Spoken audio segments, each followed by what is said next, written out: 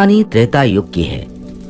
किसी कारणवश अयोध्या के राजा दशरथ को अपने सबसे बड़े पुत्र राम को 14 वर्ष के वनवास पर भेजना पड़ा।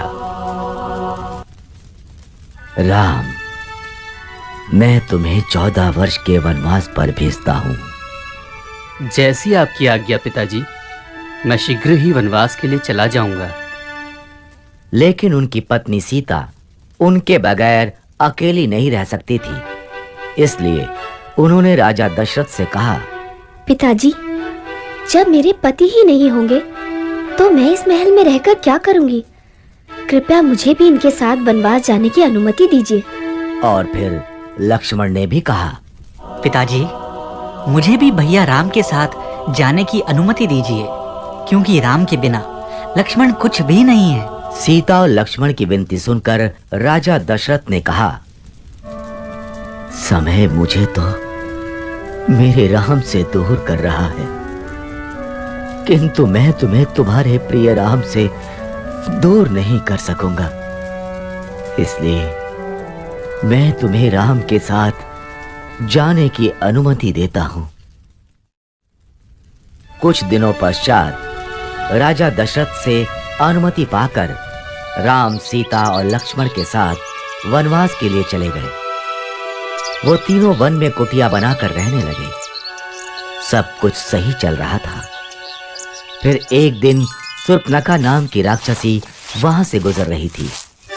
तभी उसने राम और लक्ष्मण को देखा और सोचने लगी, ये दोनों तो अत्यधिक सुंदर हैं और बहुत बलशाली भी ज्ञात होते हैं। मैं इनमें से ही किसी एक से विवाह करूंगी।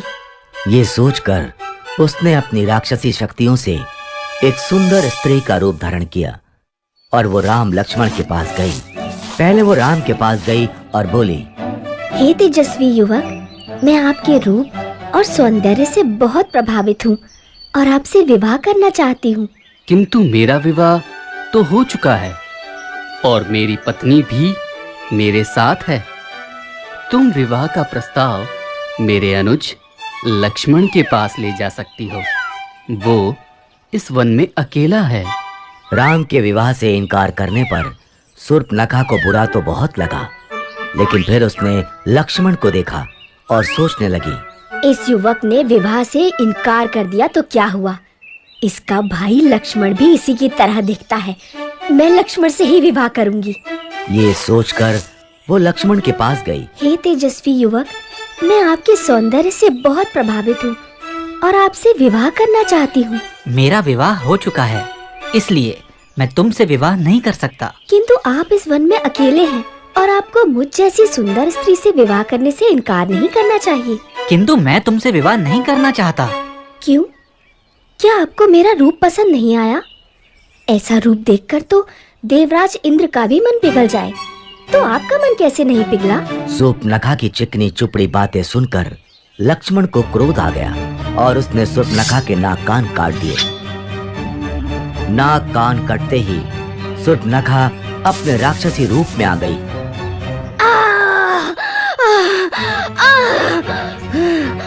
राम लक्ष्मण ने उसका ये राक्षसी रूप देखा तो वो हैरान रह गए। भैया, ये तो एक राक्षसी है। मैं अभी इसका वध कर देता हूँ। नहीं लक्ष्मण, इसे जाने दो। शूर्पणखा रोती हुई वहां से चली गई और सीधे अपने भाई लंका के राजा रावण के पास पहुंची। उस समय रावण अपने मंत्रीगण के साथ राज दरबार में बैठा था। भैया रावण, देखिए आपकी बहन शूर्पणखा के साथ क्या हुआ। शूर्पणखा, तुम्हारा यह हाल किसने किया? तुम मुझे उसका नाम बताओ, मैं अभी उसका वध कर देता हूँ। भैया, वन में दो भाई राम और लक्ष्मण रहते हैं। उन्हीं में से एक ने मेरे कान और नाक काटे हैं। तुम यहीं रुको, मैं अभी उसका सिर धड़ से अलग करके लाता हूँ। नहीं भैया, उन्होंने एक स्त्री का अपमान किया है, इसीलिए इसका प्रतिशोध भी आपको ऐसे ही लेना होगा। क्या मतलब? मतलब ये कि उन दोनों भाइयों के साथ एक अत्यंत सुंदर स्त्री भी है। आप उसका हरण कर लीजिए। सीता का हरण होने से राम वैसे ही मर जाएगा। रावण ने शूर्पणखा की बात मान ली वो एक मायावी राक्षस मारीच के पास गया और बोला, मारीच, मुझे तुम्हारी आवश्यकता है। आज्ञा कीजिए लंकेश। मैं राम की पत्नी सीता का हरण करना चाहता हूँ। इसमें मुझे तुम्हारी सहायता चाहिए। किंतु मैंने सुना है राम बहुत वीर है। अगर उन्हें ज्ञात हुआ कि मैंने उनकी पत्नी को हरने में आपकी सहायता की है तो वो मेरा वध कर देंगे। और अगर तुमने मेरी सहायता करने से मना किया तो मैं अभी यहीं तुम्हारा वध कर दूंगा। मारीच समझ गया कि उसके पास अब कोई मार्ग शेष नहीं बचा है और उसे रावण की सहायता करनी ही पड़ेगी। वो दोनों वन पहुंचे।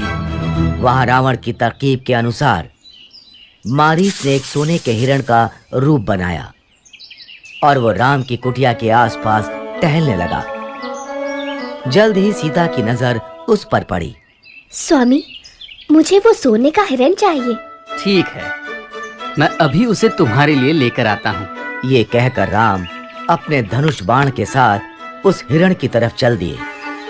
भागते भागते बहुत देर हो गई, लेकिन वो हिरण राम के हाथ नहीं आ रहा था। आखिरकार राम ने धनुष पर बाण चढ़ाया और हिरण की तरफ छोड़ दिया। बाण हिरण को जा लगा।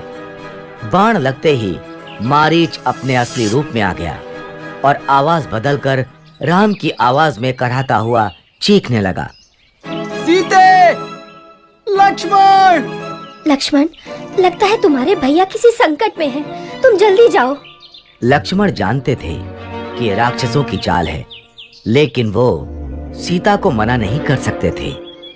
इसलिए उन्होंने कुटिया के बाहर बाण से लक्ष्मण रेखा बनाई और सीता से बोले, माता जो भी हो, आप इस लक्ष्मण रेखा से बाहर मत आना। और वो आवाज की दिशा की तरफ चल दिए। लक्ष्मण के जाते ही रावण वहां आया और तपस्वी का रूप धारण कर सीता की कुटिया पर पहुंचा।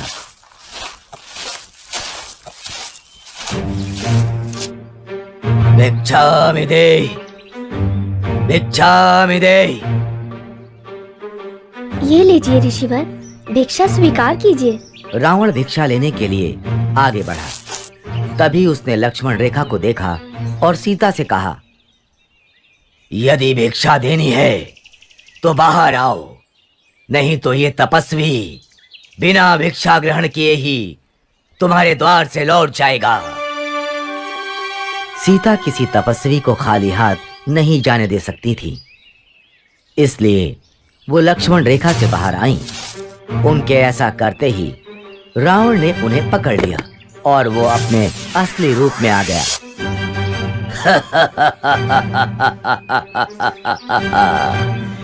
मैं कोई तपस्वी नहीं, मैं लंका का राजा रावण हूँ।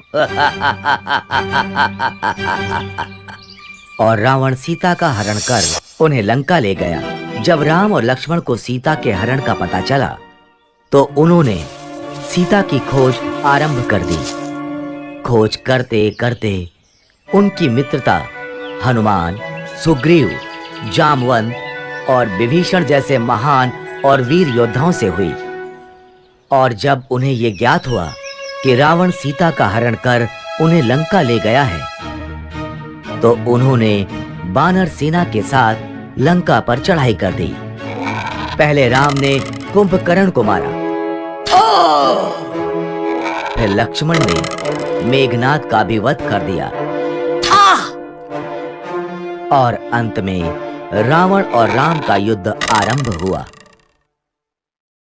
रावण बहुत मायावी था। वो अपनी मायावी शक्तियों से युद्ध कर रहा था।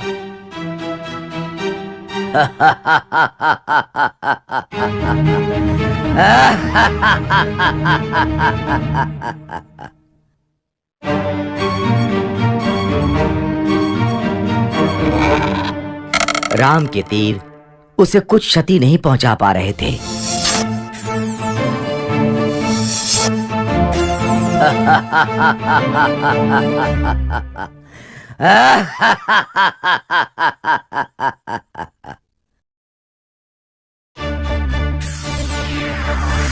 यहाँ तक कि राम ने रावण का सिर भी धड़ से अलग कर दिया, किंतु ऐसा करते ही अगले ही क्षण उसका एक नया सिर आ जाता था।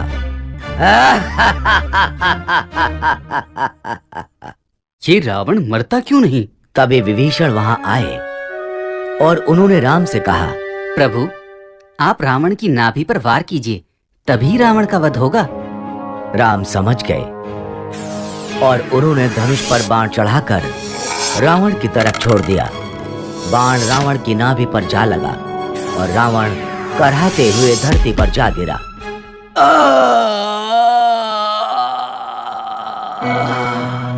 इस तरह राम ने रावण का वध किया और सीता को लंका से छुड़वा लिया। लंका दहन। जब राम और लक्ष्मण वानर सेना समेत सीता जी की खोज कर रहे थे, उस समय एक ऐसा क्षण आया जब सभी भारत के दक्षिणी तट पर आकर रुक गए। दूर दूर तक फैला समुंदर और उसके अलावा कुछ नहीं दिखाई दे रहा था। तब हनुमान समुंदर के ऊपर से उड़ते हुए सीता को ढूंढने लंका पहुंचे। लंका पहुंचकर वो सीता की तलाश करने लगे। कहाँ है माता सीता? तभी उन्हें अशोक वाटिका दिखाई दी। वो अशोक वाटिका में गए तो उन्होंने देखा कि एक दुखी स्त्री पेड़ के नीचे बैठी है। हो ना हो, यही सीता माता हैं। वो उनके पास गए।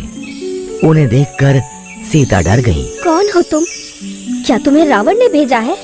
नहीं माता, मुझे प्रभु श्री राम ने भेजा है। मैं रामदूत हनुमान हूँ। नहीं, तुम रामदूत नहीं हो सकते। तुम अवश्य ही रावण के कोई मायावी राक्षस हो और भेष बदल कर आए हो। ये सुनकर हनुमान ने राम की दी अंगूठी सीता जी को दिखाई और बोले, आप मुझे नहीं जानती, किंतु इस अंगूठी को तो पहचानती हैं। ये तो मेरे स्वामी की अंगूठी है। उन्होंने ही मुझे ये अंगूठी आपको देने के लिए कहा था और ये कहलवाया है कि वो जल्द ही आएंगे और आपको यहाँ से मुक्त करवा कर ले जाएंगे। ये चूड़ामणि श्री राम को दे देना और उनसे कहना कि उनकी सीता उनकी प्रतीक्षा कर रही है। चूड़ामणि लेकर हनुमान जी ने सीता जी से कहा, माता, मुझे बहुत भूख लग रही है, इसलिए अगर आपकी आज्ञा हो तो क्या मैं इस वाटिका से कुछ फल खा सकता हूँ? अवश्य हनुमान, तुम जितने चाहो उतने फल खा सकते हो। सीता जी से आज्ञा पाकर हनुमान एक पेड़ से दूसरे पेड़ पर कूदते हुए मीठे फल खाने लगे। ये फल तो बहुत मीठे और रसीले हैं। इस बीच उन्होंने वाटिका के बहुत से वृक्ष उखाड़ दिए। ये देखकर वाटिका की देखरेख करने वाले सैनिक हनुमान को रोकने आए। रुक जाओ वानर। तुम मुझे खाना खाने से रोकते हो? ये कहकर हनुमान ने उन राक्षसों को उठाकर जमीन पर पटक दिया। लंकेश! इसके बाद और भी बहुत से राक्षस हनुमान से युद्ध करने आए, किंतु हनुमान ने एक एक कर उन सभी को धूल चटा दी।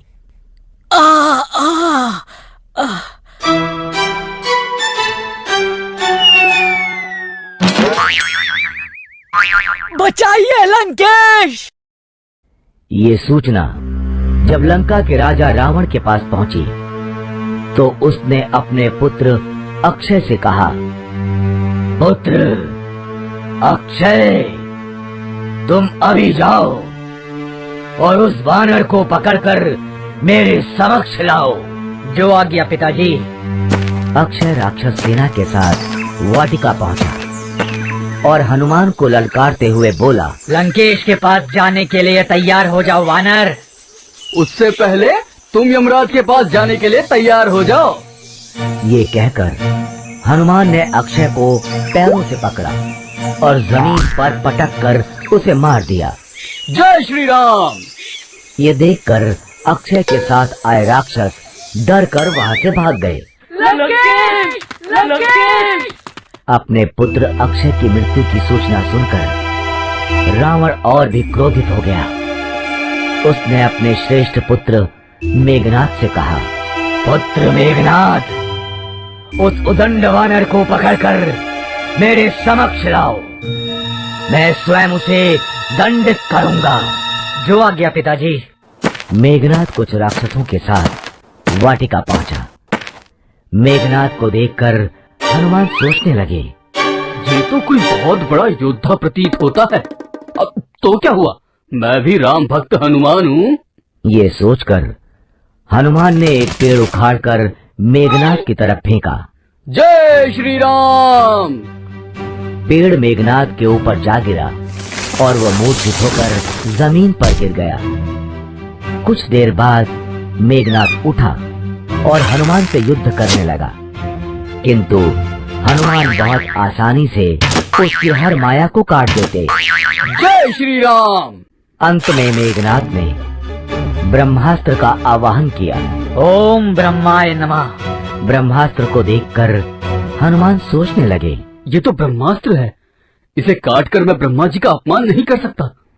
उन्होंने मेघनाद से कहा, रुको राक्षस, ब्रह्मास्त्र का उपयोग मत करो, मैं तुम्हारे साथ चलने के लिए तैयार हूँ। मेघनाद ने ब्रह्मास्त्र को लौटा दिया और नागपाश से हनुमान को बांधकर रावण की सभा में ले गया। रावण ने हनुमान से कहा, मूर्ख वानर, तुम कौन हो? तुम्हें किसने भेजा है? मैं रामदूत हनुमान हूँ। मुझे उन्होंने भेजा है जिन्होंने शिवजी के महान धनुष को तोड़ा, महाबली बाली का वध किया और जिसकी पत्नी को तुम छल पूर्वक हर कर लंका ले आए हो। मुझे उन श्री राम ने भेजा है। बहुत ज्ञान की बातें करते हो, लगता है तुम्हारी मृत्यु निकट आ रही है। मेरी नहीं, अपितु तुम्हारी मृत्यु निकट आ रही है। अभी भी समय है रावण, सीता माता को लौटा दो और प्रभु श्री राम से क्षमा मांग लो। ये सुनकर रावण बहुत ज्यादा क्रोधित हो गया। उसने कहा, अभी इस वानर का वध कर दो। तभी सभा में बैठे रावण के भाई विभीषण खड़े हुए और बोले, नहीं भैया, ये दूत है और किसी दूत को मारना नियमों के विरुद्ध है।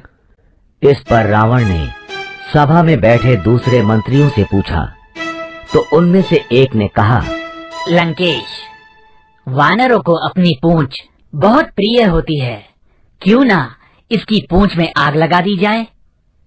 हाँ, यही सही रहेगा।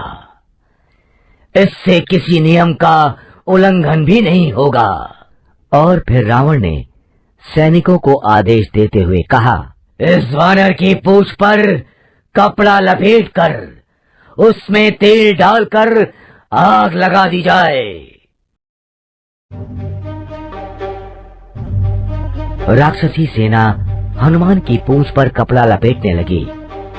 हनुमान अपनी पूंछ को लंबा करते गए। फिर राक्षसी सेना ने हनुमान की पूंछ में आग लगा दी और उन्हें छोड़ दिया। हनुमान वहां से कूदकर बाहर आए। जय श्री राम। और फिर एक महल से दूसरे महल पर कूदते हुए पूरी लंका में आग लगाने लगे। जय श्री राम, जय श्री राम। जल्द ही आग फैल गई और पूरी लंका जलने लगी, किंतु इस आग से सीता की अशोक वाटिका और विभीषण का महल नहीं जले। धीरे धीरे हनुमान की लगाई आग में पूरी लंका राख हो गई। फिर हनुमान ने समुद्र में अपनी पूंछ पर लगी आग बुझाई और श्री राम का नाम लेते हुए वानर सेना की तरफ उड़ गए। जय श्री राम। इस तरह हनुमान ने सीता माता का पता लगाया और रावण की लंका दहन की।